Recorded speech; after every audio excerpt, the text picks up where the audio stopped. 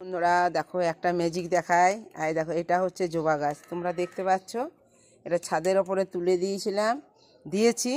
তো বাইরে আমার নিচে ছিল, তো নিচে গাছটা একদম মরা মরা হয়ে গিয়েছিলো, তো তার জন্যে আমি ছাদে তুলে দিয়েছিলাম। তো ছাদে তোলার পর দেখো গাছটা কী সুন্দর হয়েছে। কিন্তু একটা জিনিস দেখাই তোমাদেরকে, দেখো এখানে দেখো একটা কড়ি এসছে।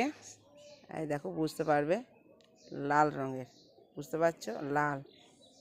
এই দেখো, আর একটু দেখায় ভালো করে। এই দেখো লাল রঙের, কিন্তু একটাই গাছ।